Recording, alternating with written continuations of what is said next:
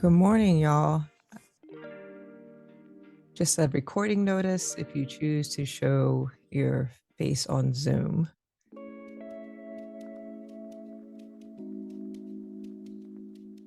Again, thinking about our process that we were coming into the space, grounding ourselves. I could use some grounding right now. Did not sleep well last night. It sometimes happens, or often happens, when my husband's out of town. I don't know. I just can't get into that rhythm of sleeping. So I'm very tired. But we'll ground ourselves and then we'll orient ourselves to this week's questions, have some stillness, and then come back and do some witnessing and closing. And I have a pivot that I'll share with you at the end.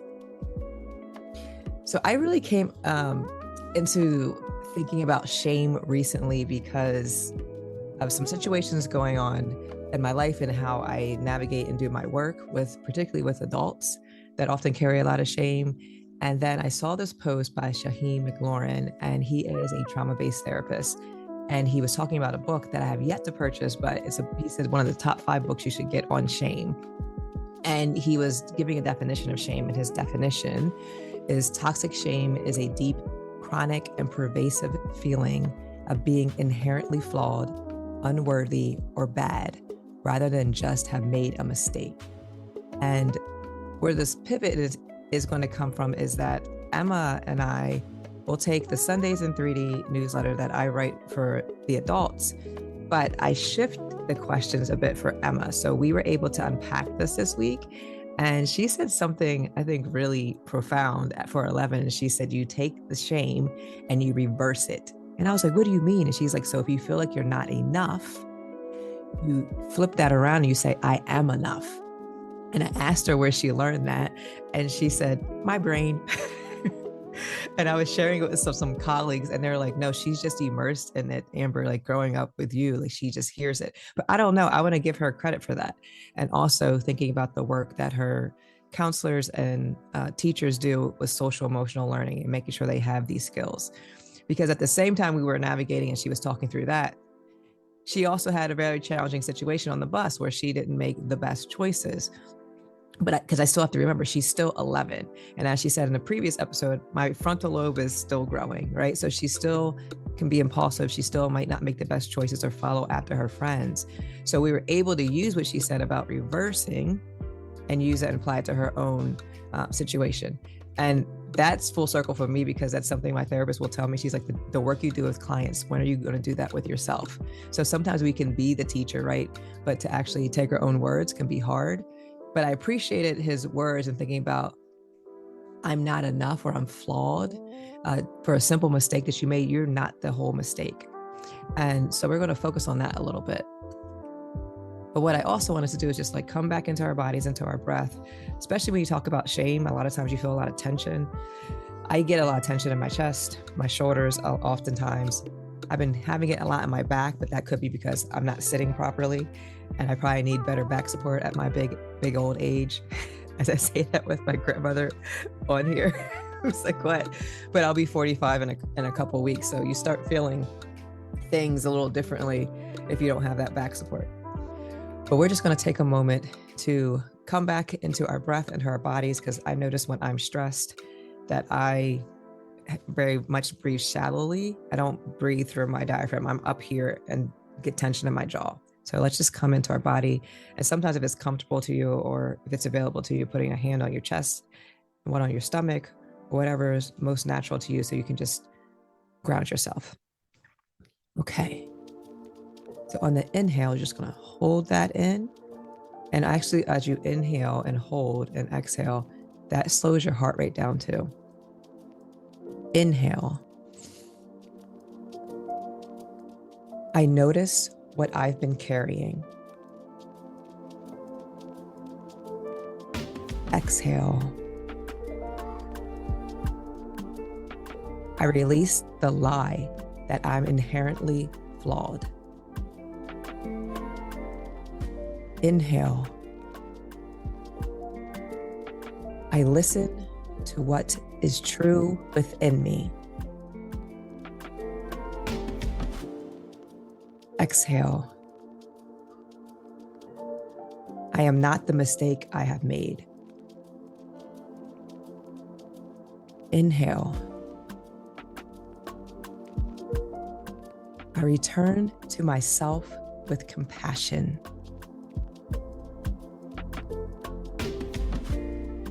Exhale. I choose truth, dignity, and love. I choose truth, dignity, and love. And just notice what comes up for you. Some of those words, maybe the inhale, the exhale, thinking about particularly words like inherently flawed. You might not believe that. There are many people in this world that believe that. Society has, that narrative has crept into them, and they believe that they are inherently flawed, that there's something wrong with them, that they're being punished, that the mistake that they made, big or small, right, has a major impact on their own personal dignity. And so oftentimes that leads to shame. And as we think about this, I want us to really ground ourselves. How I'm going to ground myself in this is thinking about the stories and the systems that are in shape. Me being in America and those stories, being a Black woman in America, what do those stories look like? How have they shaped my identity with shame? Thinking about the values and strengths that I can ground myself in so I can be more aligned with who I actually am created to be. And then what courageous embodied action will I take to really transform myself in the community that I'm in? And this shame really came to me, and I love a voice thread, y'all. And I sent a voice thread to a former boss. She was a superintendent. And I said, I'm really trying to navigate and find people in the workforce, leaders like you, that were courageous enough to really own some of your mistakes and own it very publicly. I'm talking like we were on stage in front of 1,600 staff, and she owned how she thought she should have stood up as a leader, and really unlearning those ways of showing up, because people could not see her humanity. They just saw her as this entity that she created herself to be, this facade that wasn't really her. And when she was able to own that, the story that she thought she had to show up in a certain way as a woman in the workplace, because the men told her, this is what you have to do. You can't show emotion. This is how you lead. And it was very misaligned with who she was as a person. And I could see who she was in the community. And I would say, and I often say to people, you have to disrupt the narrative people have about you. And she didn't agree with that. She's like, I don't need to do that. They can think what they want. But particularly if you're trying to lead or you're in a community space, it's hard for people to see you fully or to lead or to trust you if they have a very negative perception of you. So for us, in disrupting that change was getting up on the stage with all the staff, and it was 1,600 staff, and I was able to hold space for her very publicly for her to share her story. And what that did, and what I learned just being a school psychologist and working with youth in particular, was that sometimes I have to name what they're feeling because they can't name it themselves, or I can feel the weight. And so I've had students that have been suicidal, and I would say to them, because I could feel the weight, they would say everything but that, and I would name that. So it's often a myth that people think that if you ask someone or mention suicide, that it's going to make someone want to die by suicide. That is not the case. If they're already thinking it, if they already have a plan, 9 times out of 10, they're crying out for help. So when I would say that to students, like, are you thinking of this thing? You could literally feel the weight coming off of their shoulders, and they would say, yes.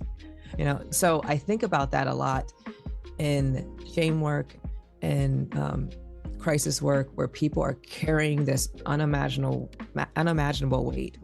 And these people could be, top leaders, top athletes, whatever that might be, but they're carrying this weight and they think they're carrying it well. And when they slow down in the stillness, like we do in the mornings, you have time to just be and to honor your thoughts. So from doing that work, I really just dug into shame work, and even my own shame work, and thinking about something I said to Emma was, growing up in the 80s and 90s, I think now, and most people would agree, the elders in the space would agree, that we parent differently. We parent very differently than our parents parented us.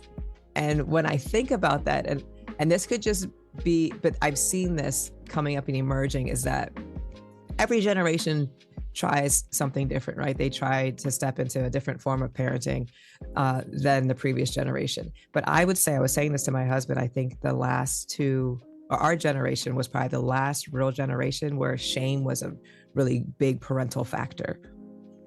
I don't think that is working like it used to today with these youth today. They don't carry the shame. Like shame, you didn't even have to really say, wag your finger that much at us in the 80s and 90s, and we would just kind of get in line, right? Shame really controlled like what we did and didn't do. And I can't really put a finger on that generation, but there was something about our generation and how parents parented us that shame was enough to keep us in line. It was enough, and fear goes hand in hand with that, because I think about shame and fear. There was a fear that was attached to that kept us in line. Part of that could be the lack of, we didn't have the internet, we didn't have social media, we didn't have cell phones. So now these youth can find people online, even AI. I'm going to give a warning because I was looking through Emma's phone and she already has all the barriers on it, so she can't get on the internet. She can't chat with people. She can't add people I don't know. She can't do group chats. She can't download things without my permission. But she found a loophole on Pinterest. And she loves Pinterest because she likes to make boards, but she also was able to look at this app her friends told her about, and it's, are you human or are you fake? Mm-hmm. So you're texting with this bot, but it could actually be a person. And sometimes they could have really personal conversations with you. So I think about all the things these youth today have access to and how they can go on Instagram. They can follow my page. I have a lot of young people that follow my page, and they can get informed and get encouraged. And they can see the world more broadly than I think we did. So I think they have access to resources or apps that don't allow them to really sometimes be stuck in that fear. And sometimes they do get stuck in the fear. But I think about that for me and how I operate in shame. And shame used to really have a hold on me. If I would do something wrong, I would then think I was that thing, and I would just play it over and over my head. And it could be a simple mistake. And now what I've learned is that, right, I'm not that thing, not that mistake, because I am simply a human being. And my work is, if I'm willing to call you in because I want to be in a right relationship with you, I have to also honor when people need to call me in when I mess up. And my friend Ellen Min and I talk about this a lot because we've had to do this in our relationship and in our work, where I was a leader in this diversity organization and I used a video that was harmful to her people in the Asian community, and I didn't know it. And oftentimes people will be like, oh, she didn't know. They could play ignorant, but it's not about me not knowing. It was the impact of that. And I give kudos to her and her community for saying, oh, that doesn't sit right with us. So she came to me in love and she told me, hey, that was what we consider yellowface. We talk about blackface in the Black community. There's also yellowface in the Asian community. Well, they'll take someone that's white and make them look Asian, and it's really harmful. And I did not realize the history of this particular character on Marvel. But it wasn't for me to get defensive. It wasn't for me to be like, you need to see my side. It was for me to honor what she was saying, because she was the one, her and her community was the most impacted and harmed. I had the privilege of being ignorant to that. So me being aligned with my values was, I'm trying to be a better human so I don't dehumanize other people. So I had to own that, wrestle with that shame, and publicly come back, because it was a public thing. So I'm always like, if you do something in public, you have to announce it in public. You have to disrupt that harm in public. And I announced it very publicly. And I didn't carry that shame, because at the root of it, I'm growing, I'm learning. And we live in a culture and systems that often will make us do things or be oblivious to things, because that's how the world works. So I'm not perfect, but I've learned from that, did my own research, and I shared that within my community. So these are the ways I've tried to learn from that. It's not always easy. Sometimes I have to check in with people. I'll have some of my friends and colleagues and family will be like, I wouldn't have took that. I'd have been like, peace, like I'm done. You can have it, right? But I think there's always something I can take from when someone wants to give me a critique. I have to really discern, are you really saying it from a place of love? Are you just being petty? But I can always take a nugget of something of the truth and make sure that I'm trying to shift and be better, so I don't have to do that again, because I'm not trying to hurt people. So those are some of the things that I do. And I think about the courageous action sometimes is just sitting in it, or just even for me, welcoming a conversation. If I can do that for other people, and if I feel there's not a safety there, if I feel like the person is not going to hear me, do I share or do I keep it to myself?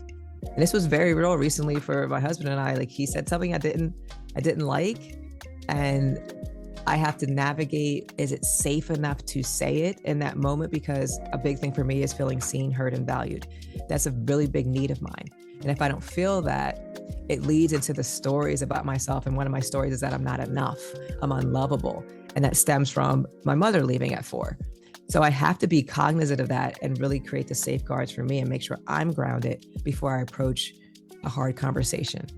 And 9 times out of 10, if I'm grounded, if I come from a place of love, it can open up a really beautiful conversation. But I got to get out of the shame. I got to get out of the narrative that I'm not enough, that I'm unlovable, that something's wrong with me, that I'm flawed, stay true to my values and what I need, and walk in my strength. And it does work out. It's very hard, but it works out for my good. So thinking through for you is, where might shame be shaping my story? Right. Again, I kind of briefly talked about me and my childhood and the shame, feeling unlovable, all of the things. And these are narratives that sometimes carry with us. I'll be 45, right, for a lifetime, that you can feel them rearing their head. And how do I name what I'm feeling, honor it, and say that's a lie, right? It's a myth. It's not true. And I have so many examples of it not being true. So these are the things that you have to work through. Other parts of those could be, what am I learning to hide in order to feel accepted? I have a colleague that says she learned it from someone else. I have to figure out who she's originally quoting, but is, if I walk through the door and I can't be my full self, this place doesn't deserve me, right? If you cannot be authentically who you are in all of your spaces, there's something going on with that space that you feel like you can't be accepted, or systems of society that feel you can't be your true self. And how exhausting is that?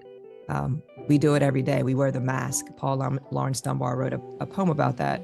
Maya Angelou, I want to share this. It's powerful. I used this in my work. She did a rendition of that.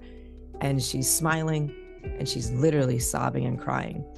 And so many times in our lives, we do that just to, look like we're presentable and kept together. But who do you go to? How do you turn inward towards yourself to have that stillness so that you don't have to live in that or don't have to carry that alone? What are you doing to protect the same? And what can you do instead to support your healing? What does that look like? Thinking about the signals in your body. I talked about mine. I get a lot of tension in my shoulders. I breathe shallowly, back pain, clenched jaw. I clench my jaw in my sleep. So you can get that TMJ. So that tension, it will inflame the tendons there. I'll do that. So I know that's what I'm stressed in my stress response. How do I tune into that and stop and think, what's going on? Why is my body responding this way? And how do I ground myself? What do you know that is true? What's the quiet rising in your spirit and your body that you have yet to acknowledge? I'm telling you, if you can name that thing for yourself first, and in a community or with someone that is you love and you trust, the weight, you don't have to bear it alone. And what would it feel like to meet my story with dignity rather than criticism? We are our worst critics. So what does that look like to not own that yourself? To really say, I don't have to own this burden, this story I've created. It's not mine to own, right? Society wants you to feel that way, so you stay paralyzed. We see that with everything going on with so much distraction in the world. It keeps you paralyzed from focusing on who you should be. And the last part of it is really thinking about what conversation might this require me, and courage and love. My friend coming to me saying, like, I harmed her and her community, and that was courage and love. She was not doing that from a place to wag her finger or be spiteful. She was doing that to be like, oh, I know this is not your truth. I know this is not your heart, and you probably don't know this, but also this also happened. So me owning that and seeing that courage and love and what that took for her to come to me was helped me able to walk more in love. And then that small step, what can that small step look like that I might be inviting to take into this week? And that could be just naming it for myself. That's huge. I've talked to a lot of people this past week that when they said that thing that they never uttered out of their mouth, and this could be even positive. I think about this. I said out of my mouth the one day I was working on the project for Emma and I when we presented at National, and I said out of my mouth, this is a book. Less than 12 hours later, a book editor contacted me. So sometimes we even prevent ourselves from experiencing what our next step is because we won't even utter it out of our mouths. And I believe there's power in the tongue. So what are those things that you need to name, reframe in your head? Maybe you're saying some really negative things about yourself or the people in your life, and reframing that can help you to see them not only in a better light, but also can help to shift maybe what they're going through. And also that last one is creating the space. So who in your life do you need to support with dignity and love and compassion because they haven't been fully seen, so that they're not walking in shame? What does that look like for you? So those are some wonderings I've had this past week. Emma and I worked through that on a podcast, and her wisdom is spot on about reversing that shame. Like, it's not ours to carry. How do we do that? How do we name it first, and then how do we reverse it? So what does that look like for you? Maybe in your life, maybe it's something that you've overcome. How did you overcome that? How do you create the stillness? And maybe you see someone in your life that you feel like is wrestling with something, and how do you invite in a conversation to say, I see you fully and completely, and I still love you, but also, right, you don't have to carry this weight.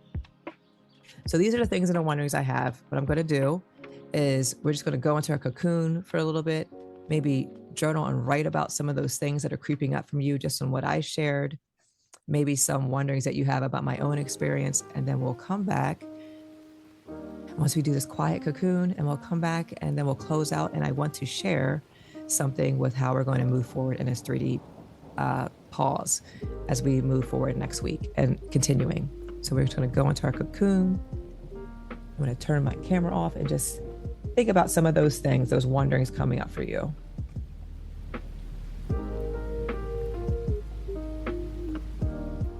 And here are all of the questions in a row, if any of those speak to you.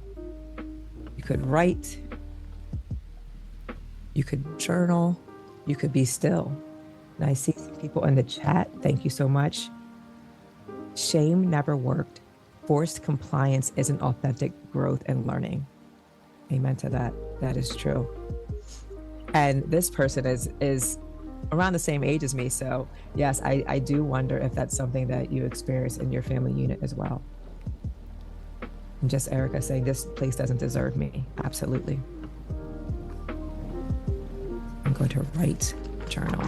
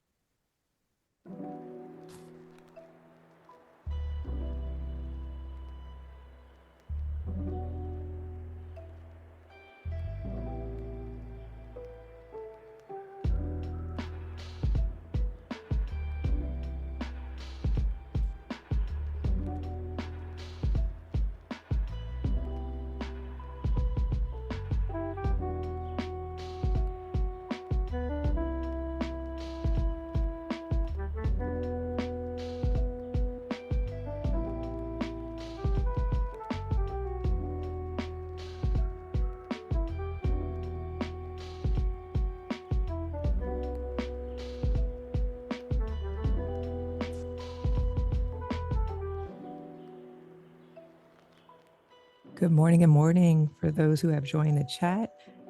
I see you in the chat. Just Erica, Bernadette, Celeste, Florence, my Aunt Florence, y'all. We're going to come back in 3 minutes. If there's something you would like to share based on any of these prompts or anything that I shared, you can have that on the ready in the chat. You can share that if you so wish for me to share that out. And we'll come back, have some reflection, hold the space, and then I'll share with you a pivot.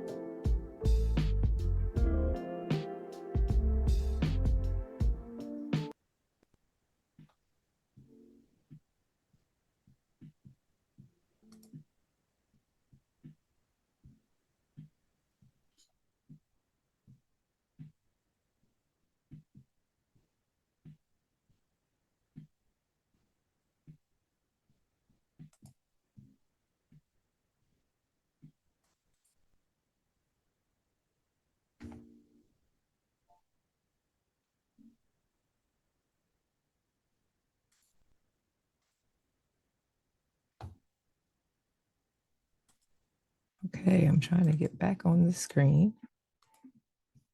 Okay. Make sure I can see the chat as well. Thank y'all for joining. So anything that emerged for you, I want to make sure that we just hold some space to name that, there's wisdom in this place and in this room. Anything that I've said or anything that you were reflecting on related to shame, related to anything that might just be emerging. This is not just to distill the conversation down to that, but if whatever came out of this, sometimes you hear this one thing and it might catapult you to think about something else. So anything that anyone wants to share, you can put that in the chat or you can share in this space, in this stillness.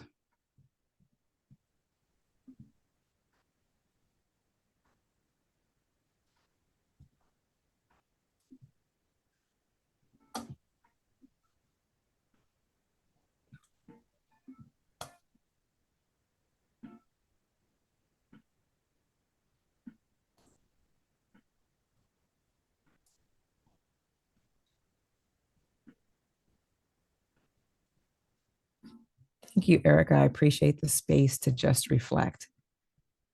Yeah, I think what I find in my work and when I'm with people and leading groups or speaking with people is that they will oftentimes say, oh my gosh, I never thought about that, because they had the space to actually just pause for a minute to actually think about their thoughts.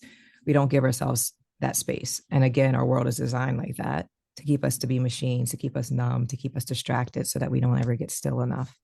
So I hope that is helpful, that just having a few minutes before you start your day to just ground yourself and root yourself in what is true.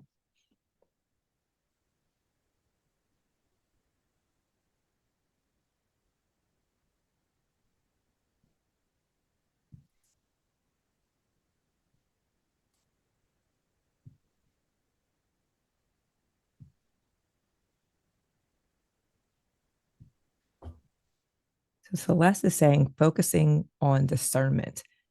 Am I doing this because I want to, or to meet others' expectations? Oh, that's really good. I mean, that's a pause right there. That's a journal prompt right there. Do I feel unease because of the nervousness of growth, or because I'm feeling pushed in a direction?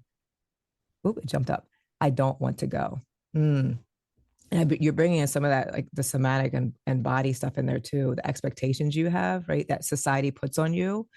I found myself more and more saying, is this a me issue or a you issue when things come up? And that helps me to create that barrier for myself, because it helps me from getting in that shame spiral, the expectation that I have to have. So I think those are really great prompts that I think would be are helpful for the whole group. So thank you for that. Reflecting on that still, the unease I feel, the nervousness, right? Or that being a Black educational leader, when I can't fit into the narrative, yeah, I often feel like I'm wrong. I need to stay authentic and create my own narrative and remember why I do what I do. Yes, yes, yes. How do you disrupt that narrative? How do you rewrite the narrative and write one that's true for you? Um, I think about if we show up as a fake version of ourselves, as a distilled version of ourselves, as a fractured person of ourselves, the world or organizations, our schools, our students, those we serve are not getting the genius that we have. And they say they hired us, right, for those things. But you'll find when you get into those boardrooms and those meetings, they don't really want that version of you. Shameless plug, my colleague, Dr. Celeste Malone on here, that we talk about this in our work in terms of Black feminist thought leadership and something called Pet the Threat. So good luck if you're coming to a more homogenous organization. And then for me being a Black woman, if I speak my truth, you can quickly move from pet to threat. And I don't want to put words in Bernadette's mouth, but those are some things that happen. So you try to protect yourself because of the microaggressions, macroaggressions, the things that come at you.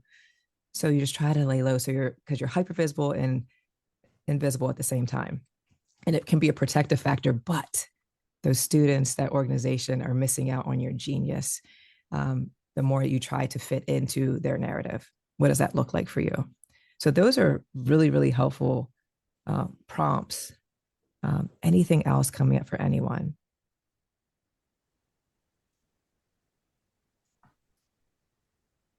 The one thing I wrote down that I'm trying to find, if anyone else wants to share, but it was something to deal with Celeste, and she said, the other thing I think about was shame, and how, the sibling is fear.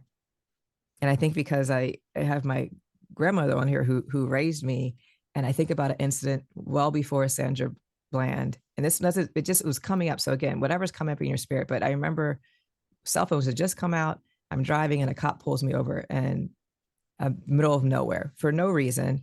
And for some reason, I'm on the phone with her saying this cop pulling me over. And she very sharply said, "You are Black. You be quiet and you're Black."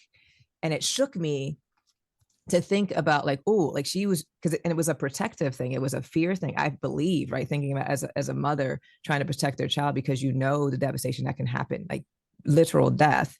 And I think about that cousin or sibling to shame is fear. And oftentimes I wonder with the older generation, is that part of it, is to protect us? Is that so that we don't experience all of the harm and the racism and the things that come because of how we present in this world? And so what I've done in my older years is that I have to honor how you raised me, Grant, right? Because I know a lot of that was out of love. It was out of fear. It was protection. Mm-hmm. And I think sometimes as kids, we're like, oh my gosh, I can't do anything, or they're overreacting. but you lived your life and you saw a lot of things that had yet to see, and you were protecting me. But I often think when that happened to Sandra Bland, because I had a very similar experience where I was shackled to the cell, it was very traumatic. Because I think had I responded differently, would I be here talking to you today?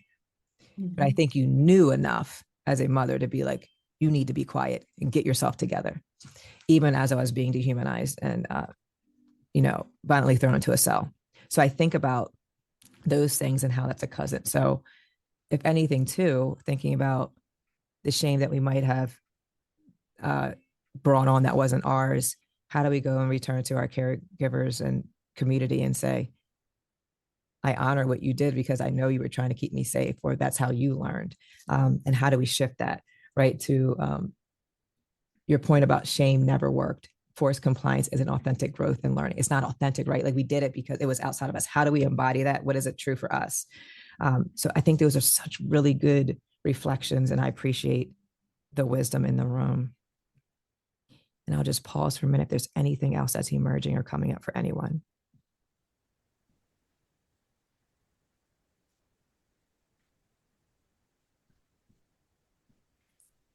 I'm going to go back to my screen if there's anything coming up for you. And know too that this chat, we have a chat that's open to everyone in our Substack community, that if something else stirs up in you and you want to share it with the group, there's always something that comes up, and people will often say, oh my gosh, I didn't have the words, I didn't have the language. I did a lot of work in thinking about critical discourse analysis, and this is what happens in community, that we give people the language they didn't have so they feel less alone.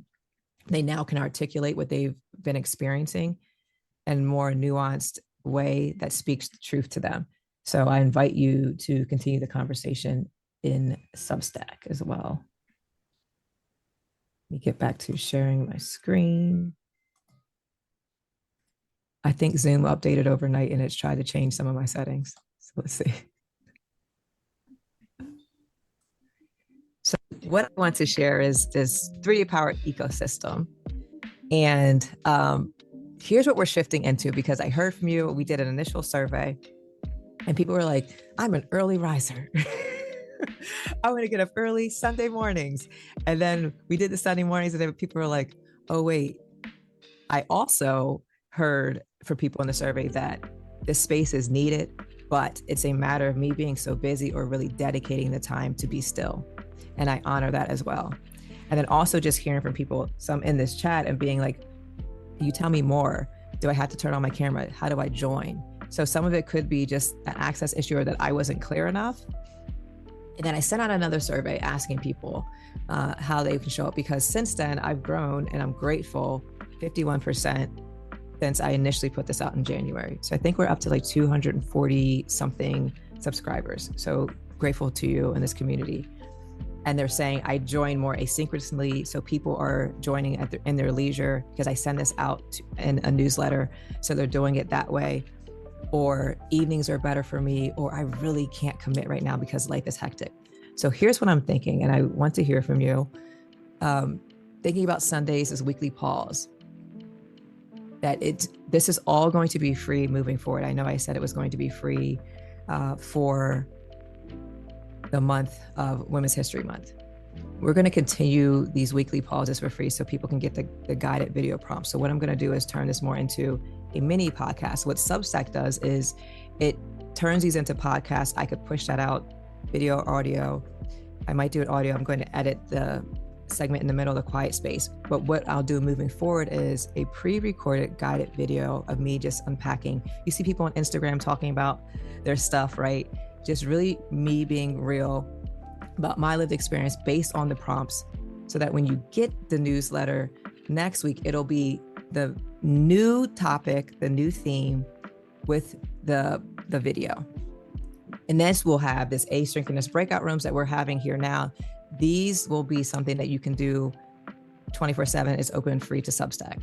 a lot of my research was looking at chats and communities and seeing how we engage. I see that on Instagram. I see that on social media. We do that in real time or asynchronously, and it's also a beautiful community that we can form. I have cousins all over the country that I don't even know, but I've yet to meet, but I feel like we're really connected because we are in the chat. Substack's going to allow us to be more connected in that way because it doesn't limit your characters, because it's a self-contained container. We don't have to worry about people coming in that want to spam us. And then Wednesday, I'll pick up the kid version of this Substack newsletter with Emma, and we'll explore those questions together in that lens of family and intergenerational knowing. And then monthly for paid subscribers, I have so many amazing people that have so much wisdom to share with this community. We're going to do a once a month gathering with guests to get into a deeper dialogue about things that are emerging and the questions that are arising. So here's what I'm thinking. I'd love to hear from you if this is something that works for your busy schedules, that works for your grounding, because we do have people here today, and that could have been more of a reason because I was clear about the ask and about the community. So if that's true, let me know that too. I will still be on for that morning time so that we can engage in that conversation. If you would still like it to be live, please let me know. This is what I'm thinking moving forward. So with that, I just want to come back again to our breath and think about that. But I really want to hear from you. I'm going to send this out today. Please respond to the newsletter or whatever else you're doing and thinking about what to expect when you press play.